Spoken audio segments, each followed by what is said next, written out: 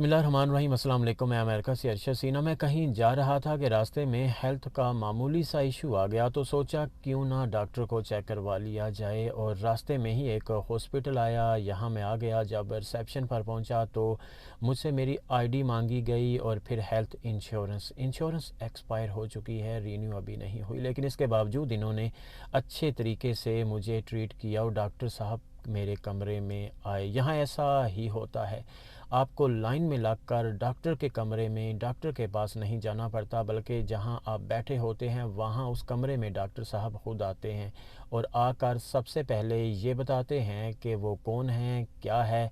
उसके बाद हाल अहवाल होता है और जब पूरा फ्रेंडली माहौल बन जाता है फिर डॉक्टर साहब आपका चेकअप करते हैं। इसके पीछे क्या लॉजिक है, इसके बारे में बाद में फिर कभी वीडियो बनाऊंगा। तो डॉक्टर साहब ने मुझे अच्छे तरीके से चेकअप किया और एक इंजेक्शन भी दिया और कुछ मेडिसिन लिख कर भी दी, बल्कि पूरी फ़ाइल बनाकर दी। ये आप देख सकते हैं। तो ये जब लेने के बाद मैं रिसेप्शन वापस आया फ़ीस देने के लिए, तो मैंने उनसे फ़ीस का पूछा तो कहने लगे आपको आराम की ज़रूरत है, आप घर जाइए, आराम कीजिए, बिल आपके घर में आ जाएगा और वो भी 35% रियायत के साथ। जबकि मैंने इनसे किसी किस्म की कोई रियायत नहीं मांगी, लेकिन इसके बावजूद इन्होंने 35% मुझे दे दी। अब जो बिल मेरे घर में आएगा उसके साथ एक फ़ार्म भी होगा कि अगर मैं फ़ीस नहीं दे सकता किसी वजह से तो फ़ार्म फिल करूं, इनको भेज दूं, वो फ़ीस मुझे माफ़ हो जाएगी। और अगर फ़ीस दे सकता हूं तो जिस तरह मुझे आसानी होगी उस तरह मैं इनको फ़ीस दूंगा, चाहे किस्तों में दूं और चाहे 1 या 2 बार में दूं। ऐसा यहाँ होता है। अल्लाह करे ऐसा पाकिस्तान में भी हो जाए, क्योंकि पाकिस्तान में जब गरीब लोग किसी डॉक्टर के पास, क्लिनिक, हॉस्पिटल में जाते हैं और ख़ासकर वो गरीब माएँ जिनके बच्चे बीमार अचानक हो जाते हैं, उनके पास पैसे नहीं होते हैं और वो बेचारियाँ मोहल्ले में आगे पीछे से उधार पैसे लेकर डॉक्टर के पास जाती हैं। इसलिए डॉक्टरों से गुजारिश है कि जब गरीब लोग आपके पास इलाज करवाने के लिए आते हैं तो ज़रा इतना सोच लीजिए कि उनके पास जो पैसे होते हैं वो उनके नहीं होते, वो कहीं से उधार लेकर आपके पास आते हैं।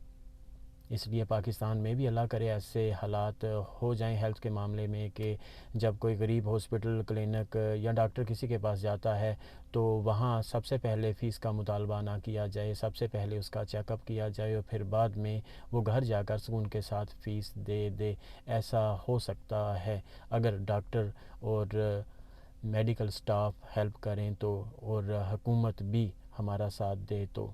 अब अगर यहाँ ये सोचा जाए कि जब एक गरीब बंदा हॉस्पिटल में आता है, वो इलाज करवाएगा, फिर वापस अपने घर चला जाएगा और फिर पैसे नहीं देगा, तो इसके लिए भी कोई सिस्टम बनाया जा सकता है। अगर अमेरिका में बन सकता है तो पाकिस्तान में क्यों नहीं बन सकता? क्योंकि अमेरिका में ये सिस्टम बनाने वाले भी तो लोग ही हैं, तो क्या पाकिस्तान के हुक्मरान लोग नहीं हैं?